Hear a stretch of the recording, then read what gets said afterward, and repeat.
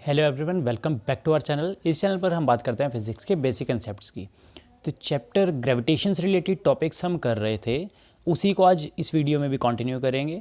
तो नेक्स्ट हमारे जो टॉपिक्स इसमें डिस्कस होंगे like free fall, acceleration due to gravity, variation of g जिसको एक्सेलरेशन ड्यू टू ग्रेविटी बोलते हैं, एंड वेरिएशन ऑफ वेट।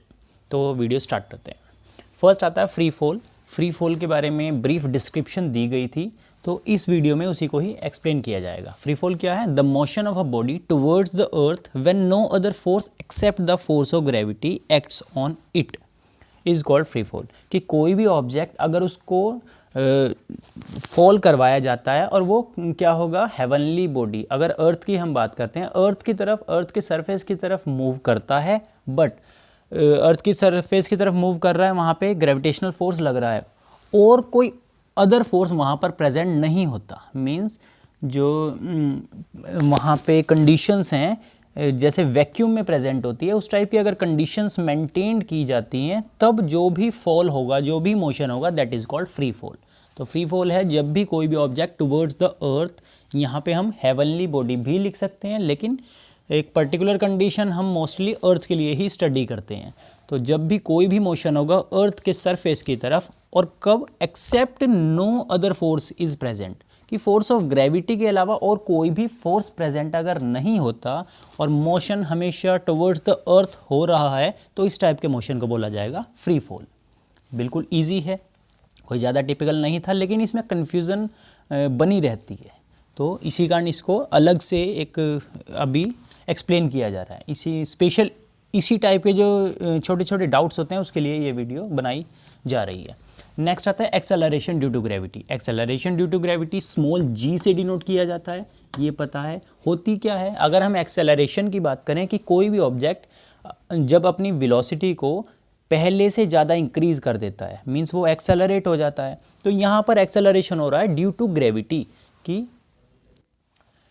अर्थ की जो ग्रेविटेशनल फोर्स है अर्थ का, या जिसको ग्रेविटी बोलते हैं, उसके कारण जब भी कोई ऑब्जेक्ट एक्सेलरेट होगा, उस एक्सेलरेशन को बोला जाएगा एक्सेलरेशन ड्यू टू ग्रेविटी। तो डिफाइन क्या हो जाएगी इसी according, the acceleration produced in a freely falling body. और किसके लिए होगा ये, कि जो भी बॉडी फ्रीली फॉल कर रही है, मीन्स उस पर कोई और फोर्स नहीं लग पा रहा है। तो freely falling body due to gravitational pull of heavenly body. Gravitational pull means gravitational force लग रहा है या ग्रेविटी लग रही है वहाँ पर। और हेवनली बॉडी कोई भी, जैसे अर्थ है, अदर कोई भी प्लैनेट या कोई भी सैटेलाइट हो सकता है, is called acceleration due to gravity of that heavenly body.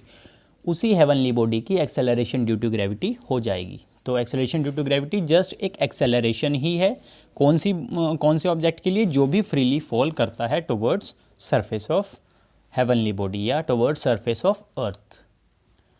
तो ये था free fall and acceleration due to gravity. Acceleration due to gravity एक फिजिकल क्वांटिटी है, इसको स्मॉल जी से डिनोट किया जाता है, और इसके अगर यूनिट्स की बात करें तो मीटर पर सेकंड स्क्वायर होते हैं। इसकी वैल्यू जो है 9.8 मीटर पर सेकंड स्क्वायर सरफेस ऑफ अर्थ पर होती है। और अर्थ के सेंटर पे बात करें तो 0 होती है, मीन्स अर्थ के सेंटर पे कोई भी ऑब्जेक्ट एक्सेलरेट नहीं करता।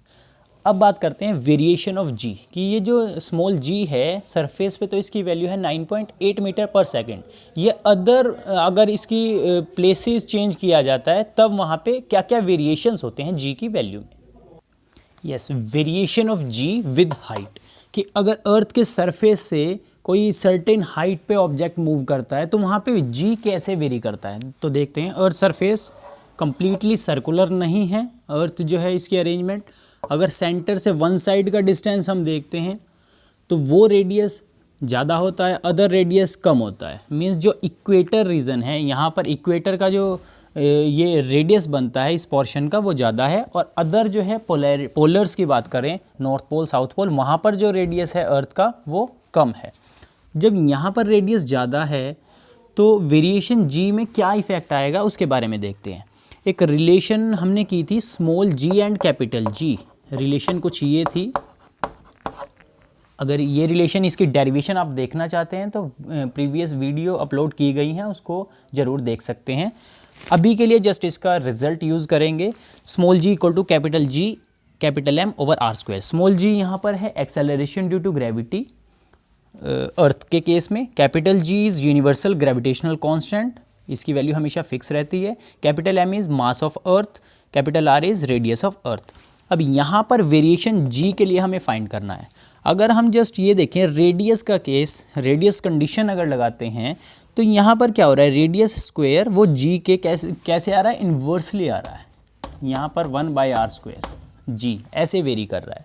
मीन्स जैसे जैसे रेडियस इंक्रीज होगा acceleration due to gravity decrease करेगी। मीन्स यहाँ पर जो वैल्यू है जी स्मॉल होती है, यहाँ पर वैल्यू जी मोर होती है। कंपेयर अगर किया जाए, value of g at equator is less than at poles. Equator पे वैल्यू जो है कम होती है क्योंकि रेडियस ज़्यादा हो गया, रेडियस ज़्यादा हो गया तो जी अपने आप से इन्वर्सली डिपेंड कर रहा है और वो भी स्क्वायर के इन्वर्सली डिपेंड कर रहा है, तो उस अकॉर्डिंग जी की वैल्यू जो है चेंज करेगी, उसी अकॉर्डिंग चेंज करेगी।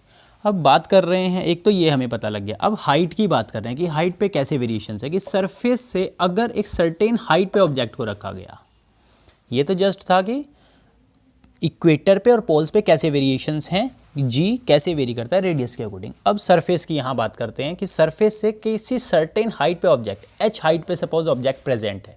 अब क्या होगा अगर हम यहाँ से काउंट करें, इस साइड भी सरफेस पर हो सकता है, हम एक साइड का एग्जांपल जस्ट यहाँ पे कर रहे हैं। ये अगर रेडियस आर है और यहाँ पर जो वेरिएशन वो एच हाइट है, मीन्स जो कितनी हाइट है ऑब्जेक्ट जो है और डिस्टेंस कुछ ना कुछ उसने कवर किया, कि इस सरफेस से, अर्थ के सरफेस से ऑब्जेक्ट अपवर्ड मूव कर रहा है, एच हाइट तक उसने मूव किया, तब जी में क्या वेरिएशन आएगा। अब देखो यहाँ तक तो ये आर था, एच उसमें और इंक्रीज हो गया तो टोटल आर प्लस एच हो गया। जब आर ही जी को क्या कर रहा था, डिक्रीज कर रहा था, तो आर प्लस एच क्या करेगा, ये वैल्यू क्या करेगी, और ज़्यादा डिक्रीज कर देगी। जब जितना आर था वो डिक्रीज कर रहा था, इन्वर्सली प्रोपोर्शनल था, आर प्लस एच तो डिक्रीज जो कर रहा है उसमें और कुछ ऐड कर दिया गया, मीन्स और ज़्यादा वैल्यू क्या हो जाएगी, जी की डिक्रीज कर जाएगी। तो हम क्या कह सकते हैं, जी डिक्रीजेज, जी की वैल्यू जो है डिक्रीज करती है as we move above the surface. जब भी सरफेस से अबव जाते हैं, अर्थ सरफेस से अपवर्ड मूव करते हैं, तब क्या होगा, जी की वैल्यू डिक्रीज करती है। सेकंड जो कंडीशन है, अगर सरफेस से डाउन जाते हैं, मींस अर्थ के सेंटर की तरफ जाते हैं, उस कंडीशन में भी जी डिक्रीज करेगा। उसकी डेरिवेशन एक्सप्लेनेशन नहीं करेंगे, जस्ट उसके एक रिजल्ट यूज़ करते हैं कि वहाँ पर भी वैल्यू जो है डिक्रीज करेगी, क्योंकि उसके वॉल्यूम का यूज़ करना पड़ेगा। एक्सप्लेनेशन फर्दर किसी वीडियो में उसको एक्सप्लेन कर दिया जाएगा, अभी के लिए जस्ट हम उसका रिजल्ट यूज़ करेंगे। एक तो जी अगर किसी सर्टेन हाइट से अपवर्ड मूव करता है कोई ऑब्जेक्ट तो जी डिक्रीज करेगा। सेकेंड, अगर downward towards the centre of earth अगर ऑब्जेक्ट मूव कर रहा है तब भी जी डिक्रीज करेगा। और अर्थ के सेंटर पे जी की वैल्यू 0 होती है, एट सेंटर ऑफ अर्थ। तो जी के लिए डिफरेंट हमारे पास रिजल्ट आ गए, वेरी हो रहा है, जी की वैल्यू वेरी करे, variation of ji with height, कि जी कैसे कैसे वेरी कर रहा है। सरफेस की अगर हम बात करें तो जी कितना होता है, 9.8 metre per second square. G is acceleration due to gravity, 9.8 metre per second square होती है सरफेस ऑफ अर्थ पर। इसकी वैल्यू अगर सर्टेन हाइट पर जाते हैं तो इससे डिक्रीज करेगी, 9.8 से कुछ डिक्रीज कर जाएगी, चाहे 9.7 या 9.75 इससे डिक्रीज कर जाएगी। सेंटर की तरफ जाते हैं तब भी डिक्रीज करेगी। सेंटर उसी पॉइंट पर एट सेंटर की बात करें तो जी 0 होता है। तो ये थी डिफरेंट जो वेरिएशंस हैं जी के लिए। नेक्स्ट आता है, जब जी वेरी कर रहा है तो वेट में क्या वेरिएशंस होंगी। Yes, variation of weight with height और डेप्थ।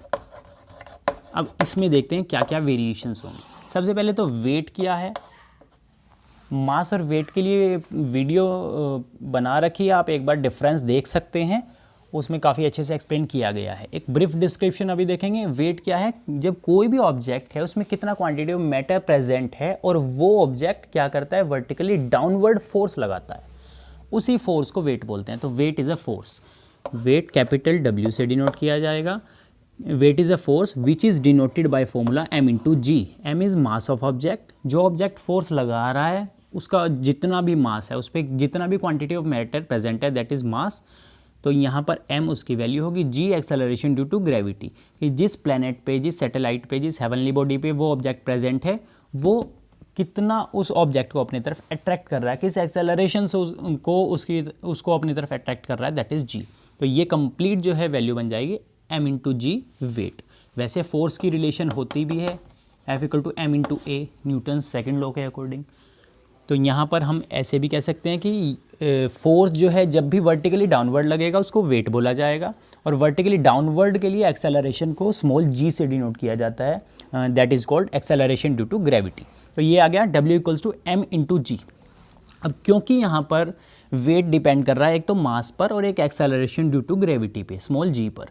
अब मास तो कभी भी वेरी नहीं करता, मास क्या है, कंजर्व रहता है, फिक्स रहता है, मास की वैल्यू कभी वेरी नहीं करती। ये दोनों डिफरेंसेस जो है ना, मास एंड वेट, वीडियो जरूर देखना, उसमें काफ़ी एक्सप्लेनेशन इनकी रिलेशन, इनके डिफरेंसेस के बारे में पता लगेगी। तो मास कभी भी किसी भी ऑब्जेक्ट का वेरी नहीं करता, वो फिक्स रहता है कि कोई ऑब्जेक्ट है उसमें कितना मैटर प्रेजेंट है वो तो किसी भी प्लेस पर रखा जाए वो सेम रहता है, लेकिन जी वेरी करता है। तो वेट जो है मास पे डिपेंड कर रहा है तो कोई वेरिएशन नहीं होगी, वेट जी पे डिपेंड कर रहा है तो वेरिएशन होगी। तो सिंपल हम कह सकते हैं weight depends upon g, acceleration due to gravity. अब जी वेरी कर रहा था, अभी हमने प्रीवियस जो है टॉपिक उसमें किया था, जी अगर वेरी कर रहा है उसके रिजल्ट्स भी अलग अलग आते हैं। जब उसके रिजल्ट अलग आएंगे, क्योंकि वेट भी उस पर डिपेंड कर रहा है, तो वेट के रिजल्ट भी अलग अलग आ जाएंगे। तो क्या होगा, अगर जी वेरी करता है कि इसके लिए हाइट के अकॉर्डिंग, अगर ऑब्जेक्ट है अर्थ के सरफेस से किसी सर्टेन हाइट पे मूव करता है, अर्थ के सरफेस से ऑब्जेक्ट किसी सर्टेन हाइट पे मूव करता है, क्योंकि जी क्या कर रहा था वहाँ पर, डिक्रीज कर रहा था, weight will also decrease, weight भी डिक्रीज करेगा। सेकेंड, अगर जी अर्थ के सरफेस से हम टुवर्ड सेंटर जाते हैं तब भी जी क्या करता है, डिक्रीज करता है, तो उस केस में वेट भी क्या करेगा, डिक्रीज करेगा। मीन्स दोनों ही कंडीशन है कि अर्थ के सरफेस पे सबसे ज़्यादा वेट होता है, अगर सरफेस से किसी सर्टेन हाइट पर मूव करते हैं, कोई भी ऑब्जेक्ट मूव करता है तो उसका वेट डिक्रीज हो जाता है, टुवर्ड्स द सेंटर मूव करते हैं तब भी वेट डिक्रीज हो जाता है। और एक कंडीशन यहाँ पर थी कि सेंटर में क्योंकि ऑब्जेक्ट जो है एक्सेलरेट नहीं करता, जी ज़ीरो होता है, तो वहाँ पर वेट भी ज़ीरो हो जाएगा। बट ये ध्यान रखना है, मास ज़ीरो नहीं होगा, मास तो क्वांटिटी ऑफ मैटर है, वो तो रहेगा ही रहेगा, ऑब्जेक्ट तो रहेगा, लेकिन वो एक्सेलरेट नहीं करेगा। एक्सेलरेट नहीं करेगा मीन्स जी ज़ीरो हो गया, जी ज़ीरो हो गया तो वेट भी ज़ीरो हो गया। तो ये वेट के डिफरेंट वेरिएशंस, डिफरेंट रिजल्ट्स है, जो किस पे डिपेंड कर रहा है, सिंपली जी पर, एक्सेलरेशन ड्यू टू ग्रेविटी पर। तो ये कुछ टॉपिक्स थे जिसमें कन्फ्यूज़न जो है बन रही थी, इसी कारण इस वीडियो को बनाया गया। अदरवाइज़ ये चैप्टर कंप्लीट हो चुका है, इससे रिलेटेड न्यूमेरिकल्स स्टार्ट करेंगे नेक्स्ट वीडियो से। तो इस वीडियो के लिए इतना ही। अगर आपको वीडियो अच्छी लगी है तो ज़रूर लाइक करें। इसी टाइप के अगर आप और वीडियोज़ चाहते हैं तो चैनल को ज़रूर सब्सक्राइब करें। Thank you very much.